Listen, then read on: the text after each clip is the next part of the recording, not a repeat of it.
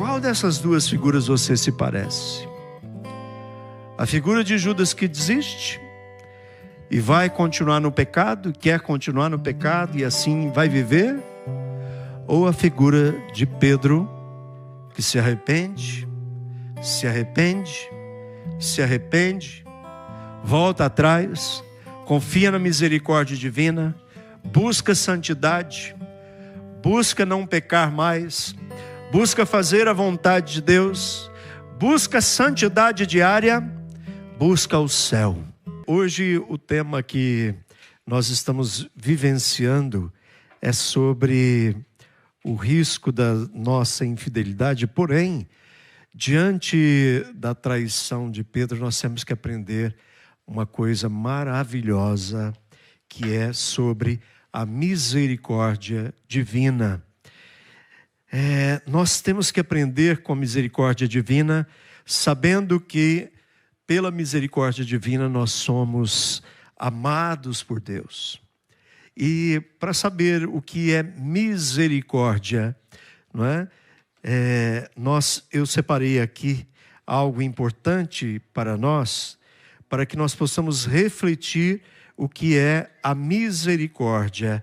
O que é a misericórdia na palavra de Deus para a nossa vida? O que significa misericórdia? Misericórdia significa, vem da palavra miseratio, que deriva da palavra miserere, e significa compaixão. E cordis, que significa coração. Logo, misericórdia significa algo como coração compadecido. Então, o coração compadecido de Deus pela nossa miséria. Um coração que se compadece da nossa miséria diante dele. Somos pessoas miseráveis, somos pequeninos diante da misericórdia do Senhor. E ainda pesquisando sobre esta palavra da misericórdia, no Antigo Testamento nós temos aqui algo importante. Nós temos rehen, que esse termo significa ventre, tá? E esses termos significa e pode ser traduzido como um sentimento fraternal, um sentimento maternal, ternas misericórdias. Esses termos expressam o aspecto afetivo do amor em sua compaixão e pena. Deus que se compadece de cada um de nós. E ainda, nós temos aqui Reset, né? Reset, comunidade Reset, e que nós estamos aqui hoje. Basicamente, esse termo significa força permanente, uma força intensa, que podemos entender o termo Reset como um termo que expressa a obrigação e solidariedade mútua de partes relacionadas. Esse termo é usado cerca de 250 vezes na palavra de Deus no Antigo Testamento. Esse termo refere-se à fidelidade de Deus no sentido da aliança, do pacto de Deus com a humanidade. A principal ideia transmitida é de amor constante. É um amor constante a cada um de nós. E por último, aqui no Antigo Testamento nós temos Hanan, que quer dizer, é um termo geralmente traduzido como misericordioso, ou seja, o ato de ter misericórdia. Aqui também vale destacar o termo ren, que é traduzido principalmente por graça, por favor, ou seja, a misericórdia de Deus é graça, é um favor de Deus a cada um de nós. E no Novo Testamento nós temos o Elios, que esse termo pode ser traduzido como piedade, compaixão, misericórdia. E ainda o oitirmos, que quer dizer, esse termo refere-se à ideia de companheirismo em meio ao sofrimento, ou companheirismo em meio à dor. Então nós temos aqui uma variação do nome da misericórdia na palavra do Senhor, diante do que nós vivenciamos no texto bíblico, na mensagem do Evangelho de hoje. Jesus que se comove com os discípulos que estão ali à sua volta. Jesus que se comove porque ele sente que ali no meio daqueles que ele ama, algumas pessoas iriam trair. 2 pessoas estavam ali que Jesus tinha essa certeza. Um iria traí-lo daqui a pouquinho, depois que ele ensopasse o pão no molho que estava ali. E o outro, depois, futuramente, quando Jesus já estivesse preso, ele iria negar Jesus por 3 vezes antes que o galo cantasse. E um não entendeu o amor de Jesus, não entendeu que naquele momento em que Jesus falava que um ia trair, não entendeu que ele queria entrar no coração de Judas. O amor misericordioso de Jesus por Judas ainda deu essa chance. Com o coração aberto, Judas, ao invés de deixar que Jesus entrasse no coração dele, entrou. Infelizmente, o próprio texto de hoje nos diz que Satanás entra no coração de Judas, por isso ele sai e vai trair Jesus.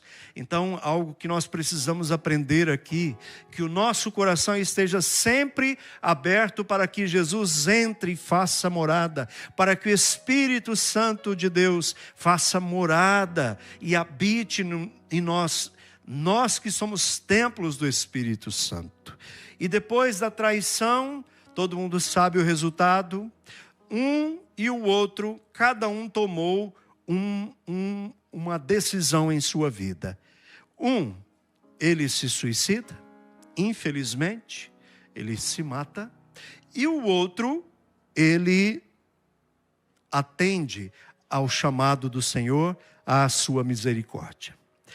Pedro, ele entende a misericórdia de Jesus, pede perdão, reconhece a sua fraqueza e volta atrás no seu erro. Se antes ele havia traído Jesus, então nesse momento, ele, ao encontrar-se com Jesus em outros instantes em que Jesus havia ressuscitado, então naquele momento ele pede misericórdia e piedade pelo erro passado, não é?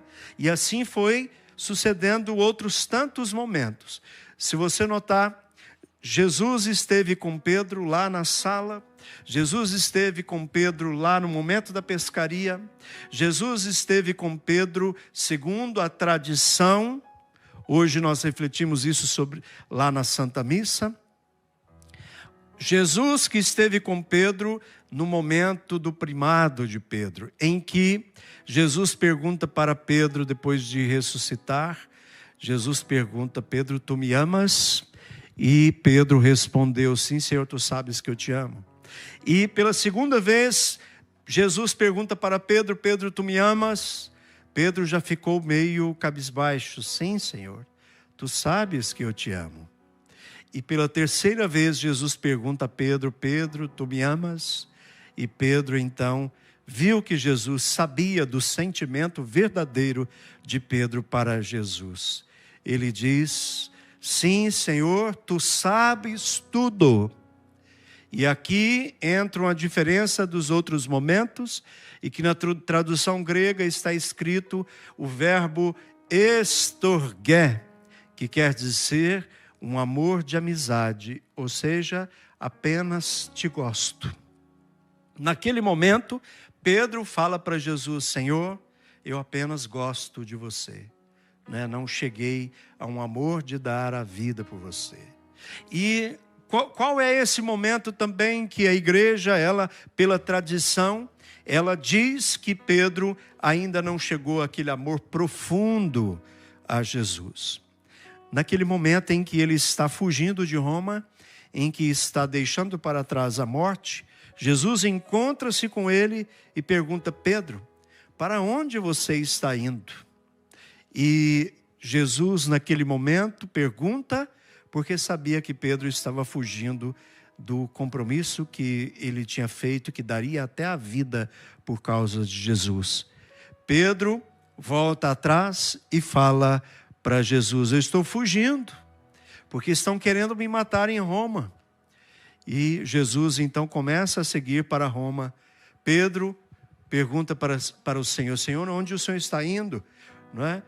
Pedro, eu estou indo, voltando para Roma. Eu vou morrer novamente em seu lugar. Então, naquele instante, Pedro cai no seu verdadeiro arrependimento. Olha a misericórdia divina, mais uma vez visitando Pedro e concedendo a ele de um arrependimento verdadeiro. Tanto é que quando ele retorna, ele volta e ele vai ser crucificado como Jesus foi crucificado, de cabeça para cima, e ele fala: não, eu não sou digno de morrer como o meu mestre. E aí viraram a cruz e Pedro morre de cabeça para baixo. Nós temos aqui essa história maravilhosa de um ser humano. Nós olhamos a história de Pedro e pensamos que antes de Pedro ser São Pedro, Pedro já era São Pedro desde a escolha. Não, Pedro era um ser humano, cheio de falhas, cheios de erros, um homem prepotente, de uma personalidade forte, líder, e que naquele instante em que ele está diante do Senhor e que Jesus escolhe Pedro para estar junto com ele, Jesus não escolhe uma pessoa que é santa, mas escolhe uma pessoa que pode mudar a vida de Pedro, né? Uma pessoa que Jesus ele podia mudar aquela vida, como mudou também a vida de Paulo, tá? Uma vez que mudou a vida de Paulo, então, antes foi mudando a vida de Pedro. E veja bem, que ainda que Jesus tenha vindo para estar ali junto com Pedro, junto com os outros apóstolos, o que Pedro, depois que Jesus passou e esteve junto com ele, o que Pedro foi fazer após a morte de Jesus? Ele foi pescar. Ou seja, ele não entendeu aquilo que Jesus havia falado para ele: ide, apacenta as minhas ovelhas, apacenta os meus cordeiros. Não, ele não falou para aquele, ele não colocou em prática aquilo que Jesus já tinha orientado para eles. Então Pedro falou: eu vou pescar. Os outros também falaram: então eu vou também, nós vamos também. Então, quando Pedro ele vai pescar, Jesus apareceu para ele, mas só depois de 50 dias. Ou seja, quando foi o Pentecostes, quando o Espírito Santo vem, é que Pedro ele entendeu tudo e dali ele começa a dar a vida por Jesus. Ele sai, ele esquece família e vai pregar o nome do Senhor sem medo, destemido, não é? E começa a pregar o nome do Senhor e a falar desse amor misericordioso que ele experimentou. E nós precisamos aprender com esse amor misericordioso de Deus, que tem muita gente que fala: não, pode continuar no pecado, pode continuar cometendo esse pecado, pode continuar vivendo dessa forma. Se você é feliz, não tem problema. Se vocês se amam, não tem problema. Muitos, infelizmente, dentro da igreja, dentro do cristianismo, por causa de, talvez, orientações diferentes daquilo que a igreja orientou, talvez de teologias contrárias a essa verdadeira teologia da igreja, não é? Então, orienta, levando a pessoa a continuar vivendo no pecado. Continua levando as pessoas com essa ideia da misericórdia. Deus é misericordioso, que pode viver do jeito que você já sofre muito. Olha, nós nunca vivemos num tempo tão fácil. Se você vai fazer alguma comida, um fogãozinho elétrico. Se você vai hoje em médico, tem muitos médicos, graças a Deus, para todos os lados. Se você vai também dirigir um carro hoje, até carro automático, celular que você carrega para cima e para baixo. Aqui tem máquina fotográfica, aqui tem agenda, aqui tem Bíblia, tem livros de oração, tem o YouTube que você está me assistindo agora. Nunca nós tivemos tanta facilidade no mundo.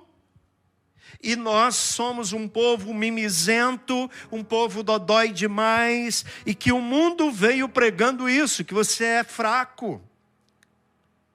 Tem uma música que eu já ouvi, né, por aí, e que a gente precisa tomar muito cuidado com ela. Sou humano demais para compreender, humano demais para entender. Olha, deixa eu falar um negócio. Esse tipo de psicologia em que te coloca fraco demais, toma cuidado, você não é tão fraco assim não. Jesus em vários momentos, em um especial, ele fala, você não foi até o sangue ainda, né, para suportar os pecados, para suportar as situações desafiadoras desta vida.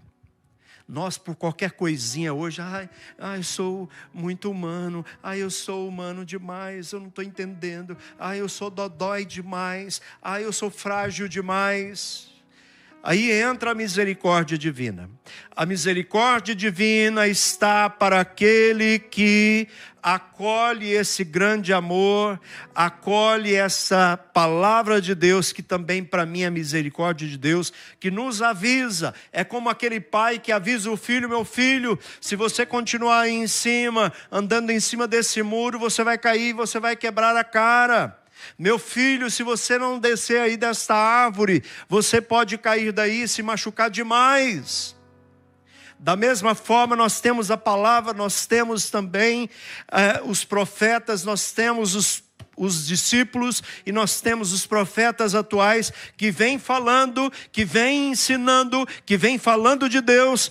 E muitas pessoas estão só ancoradas na misericórdia divina, achando que a misericórdia divina será naquele último instante em que diante do Pai, então eu mesmo vivendo todos os pecados, mesmo eu sabendo de tudo que eu fui fazendo era pecado e continuei vivendo daquela forma, e que Deus vai me perdoar e está tudo bem.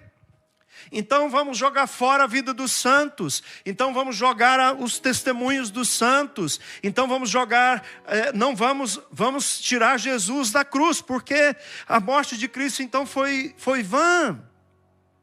Se acaso nós precisamos tomar muito cuidado com isso. Mais um ato da misericórdia divina. Jesus morre para remir-nos dos nossos pecados.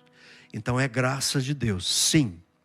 Mas é graça de Deus, mas nós temos que manter essa graça na nossa vida. Depois, quando estiver na presença do Pai, frente a frente diante dele, não adianta falar, mas eu não sabia de nada. Mas eu não sabia. Mas eu... era assim. Porque Jesus, ele nos avisou tantas vezes para a gente mudar. Chamou-nos de hipócritas, chamou-nos de fariseus, chamou-nos de coração duro, cabeça dura. Povo de cabeça dura, povo de coração duro. Então eu quero chamar aqui agora, nesse instante, todos os meus irmãos, sim, no sacerdócio, todos os meus irmãos que estão orientando pessoas, orientando outros filhos da igreja, outros membros da igreja a continuar no pecado, outros membros da igreja a continuar vivendo a vida deles, porque eles têm direito de serem felizes, e estão deixando que eles vivam a vida de felicidade aqui, enquanto que a nossa igreja é a igreja da cruz. A nossa igreja, ela nos prega para que nós sejamos a igreja da cruz, de carregar a nossa cruz. Se estamos vivendo no pecado, arrepender-nos do pecado e voltarmos para Deus. E aí entra um ponto importante. Nós caímos no pecado quando nós confiamos demais em nós. E esquecemos que nós dependemos de Deus, até para viver. Já parou para pensar que eu dependo de Deus até para viver? O sopro da vida quem me dá é Deus. O sopro da vida quem me dá é Deus. Segundo São Tomás de Aquino e suas provas, para todo ser movente existe o ser que move. Então, para tudo que está imóvel, precisa do ser que move aquele ser imóvel, não é? Então, assim também nós precisamos de Deus. Sabe o que está faltando muito? Está faltando o temor a Deus. Se eu temo a Deus, ou seja, não é ter medo de Deus, mas se eu temo a Deus, se eu respeito a Deus, se eu amo a Deus, eu vou colocar toda a minha confiança nele. E eu vou acreditar que aquilo que eu tenho como dificuldade na minha vida, como pecado na minha vida, então eu vou conseguir superar, porque Deus está caminhando comigo. Eu preciso de Ti, Senhor.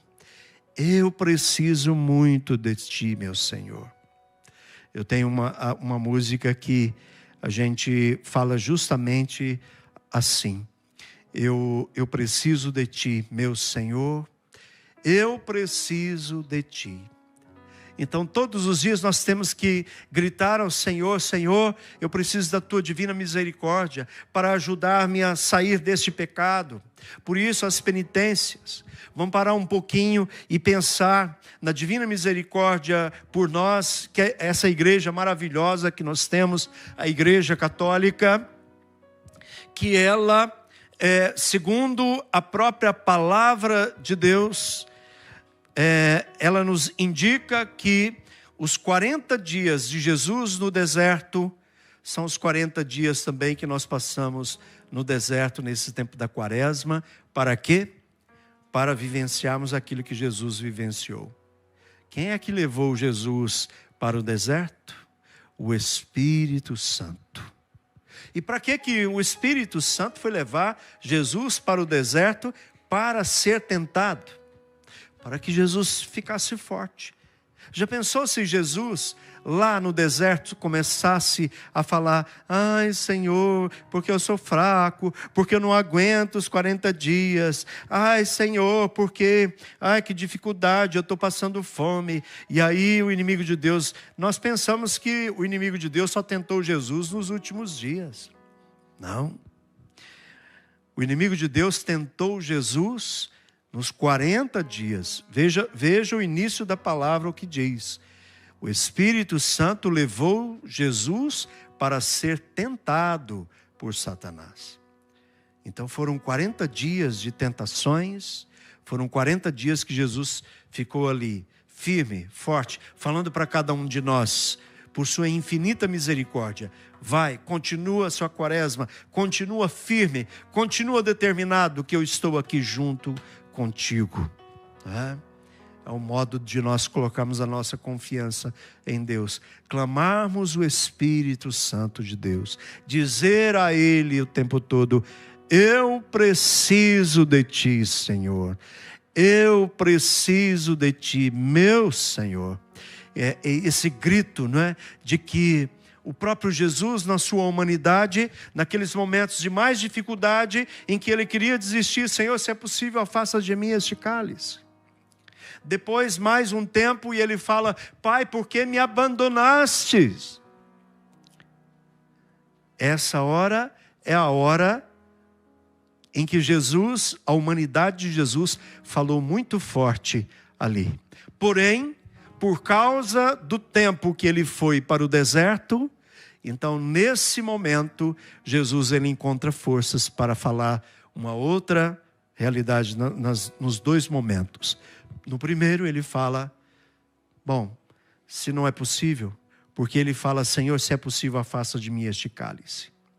A palavra, como ela é condensada, então rapidamente Jesus já dá a resposta.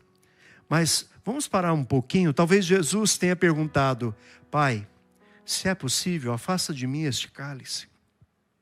A humanidade de Jesus, E o Senhor, Ele não fala nada naquele instante. Deus não fala nada, o Pai não falou nada. Jesus experimenta a solidão. Deus que experimenta a sua própria solidão. E depois, quando está na cruz, mais uma vez Ele fala: Pai, por que me abandonaste? Deus também silencia, não fala nada. E ali depois Jesus então fala: em tuas mãos eu entrego o meu Espírito. E é com o Espírito Santo, meus irmãos, é com o Espírito Santo que nós vamos conseguindo entender a misericórdia divina na nossa vida. É com o Espírito Santo que nós vamos conseguindo entender a vitória da cruz. É com o Espírito Santo que nós vamos conseguindo entender a vontade de Deus para a minha vida. E é com o Espírito Santo de Deus que nós vamos compreendendo esse momento da misericórdia divina na vida da humanidade. E olha que ato maravilhoso de Deus.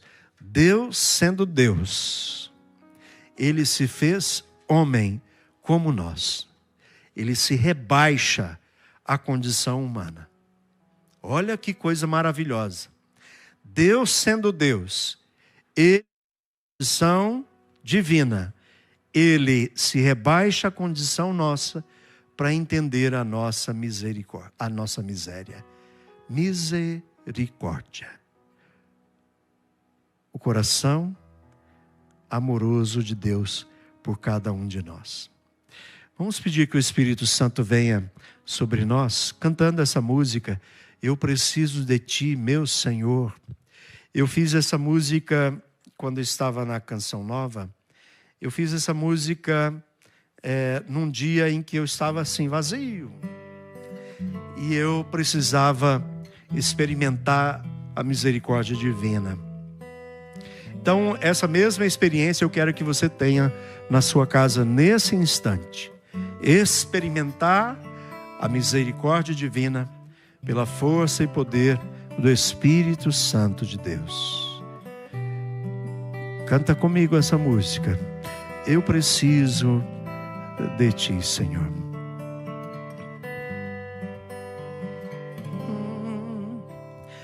Eu preciso de Ti, meu Senhor. Eu preciso de Ti. Quero caminhar contigo e não mais andar sozinho. Eu preciso de Ti. Eu preciso de Ti, meu Senhor. Eu preciso de Ti. Quero caminhar contigo e não mais andar sozinho. Eu preciso de Ti. Por isso vem, Espírito Santo. Oh, vem, Espírito Santo. Oh, vem, Espírito Santo. Oh, vem, Espírito Santo. Vem curar as minhas feridas, fecundar-me com nova vida, inundar-me com o Teu amor e fazer-me crescer em Tua graça, Senhor. Eu preciso de Ti, meu Senhor. Eu preciso de ti. Quero caminhar contigo e não mais andar sozinho. Eu preciso de ti. Então agora abre-te. Naquele momento em que o coração de Judas estava aberto, ele podia acolher Jesus, acolher a misericórdia divina. Mas naquele instante ele deixou que o inimigo de Deus entrasse em seu coração. E ali a traição aconteceu.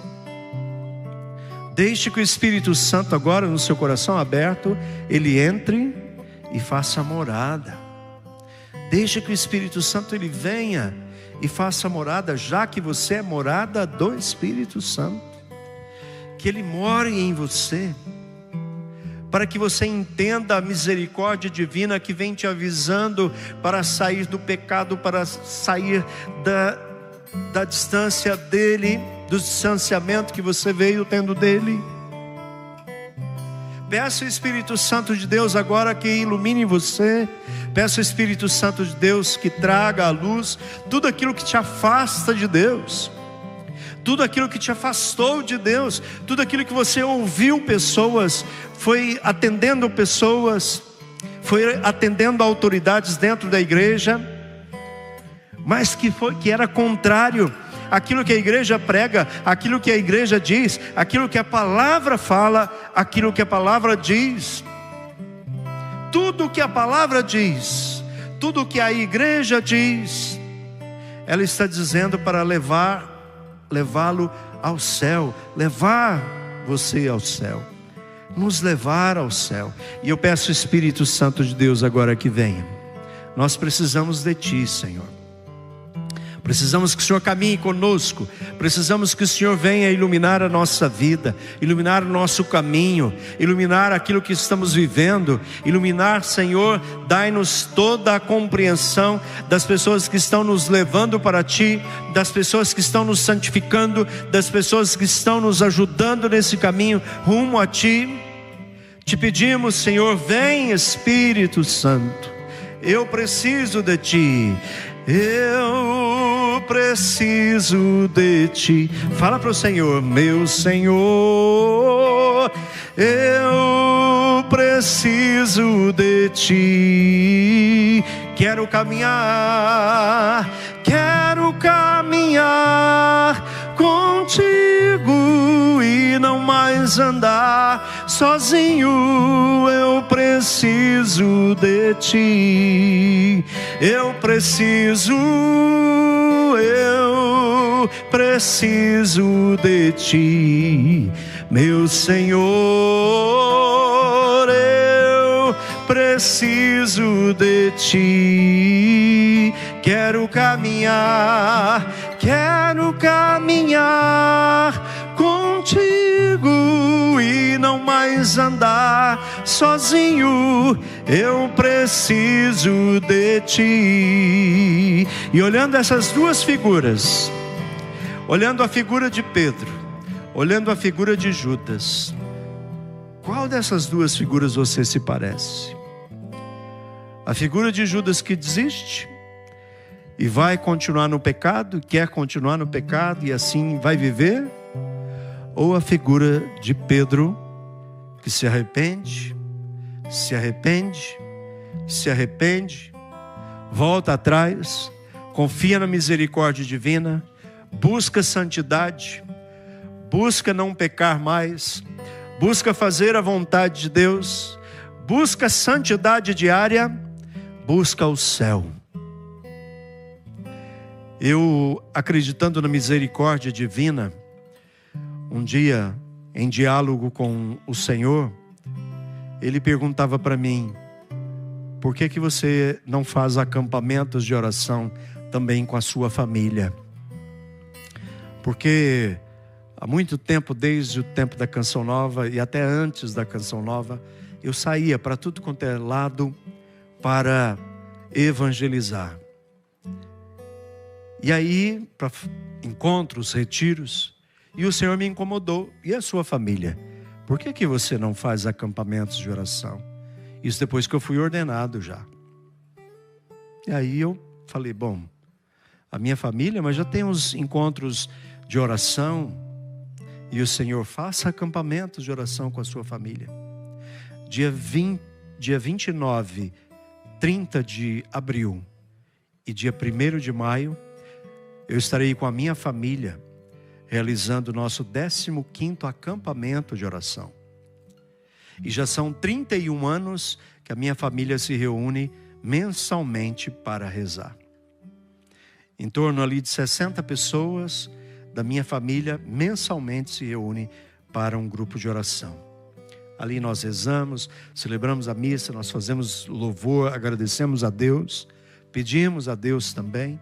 E nos nossos acampamentos, chegamos a mais ou menos 250 pessoas. O maior acampamento deu quase 300 pessoas, graças a Deus. Mérito meu? Não, mérito total de Deus. Porque humanamente, se eu fizesse convite, ninguém iria. Mas porque Deus atraiu cada um, como graça, como bênção, cada um vai se reunindo todas as vezes. E eu louvo e agradeço o Senhor pela misericórdia divina com a minha família. Eu estou procurando fazer a minha parte, junto com a minha família. Tanto é que o nosso acampamento desse ano, o tema é: o meu lugar é o céu. Ou seja, o lugar da minha família é o céu, não é outro lugar. Eu estou lutando para que a minha família entenda a misericórdia divina e queira e lute para alcançar o céu. Lute para estar na presença do Pai, a presença de Deus, que acolha essa divina misericórdia. E eu me lembro aqui, né, do pai do filho pródigo. O filho pródigo mata o pai, vai embora, gasta tudo. Porque na verdade quando o filho pede: pai, dá minha parte da herança que me cabe, a herança é dada depois que o pai morre. O filho pródigo vai lá e mata o pai: pai, me dá a parte da herança que eu vou embora, eu vou sumir. Ou seja, desprezou o amor do pai, não quis o amor do pai, não quis estar na presença do pai. E o pai depois, com o coração aberto, o filho até preparou aquela chantagem emocional: nossa, vou chegar lá meu pai e falar para ele: pai, eu pequei contra ti, contra os céus, né? Pequei e agora me trata como um dos seus empregados. Oh, tadinho. O filho pródigo chegou, preparou tudo para falar diante de Deus, diante do pai, e o pai nem esperou o filho falar nada. Quando viu o filho de longe, já com os braços abertos, viu que o filho arrependido, foi lá e abraçou o filho e falou: vamos fazer festa, meu filho. É assim que Deus quer fazer com cada um de nós também, como fez com Pedro, como fez com todos os outros discípulos, que na hora da morte ninguém estava lá aos pés da cruz, a não ser João.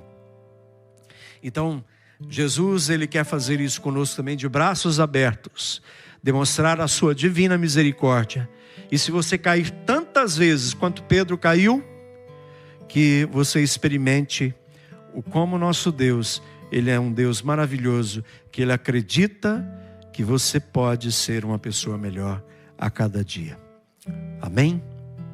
Então todos os dias canta: eu preciso de ti, Senhor. Eu preciso de ti, Senhor. Você também precisa dele? Irmão, você também precisa dele? Demais. Você vai fazer um momento agora maravilhoso na presença do Senhor, não é isso? Então eu vou cantar enquanto ele se prepara. Eu preciso de ti. Eu preciso de ti, meu Senhor. Eu preciso de ti. Quero caminhar contigo e não mais andar sozinho. Eu preciso de ti. Eu preciso de ti, meu Senhor. Senhor, eu preciso de ti. Quero caminhar contigo e não mais andar sozinho. Eu preciso de ti.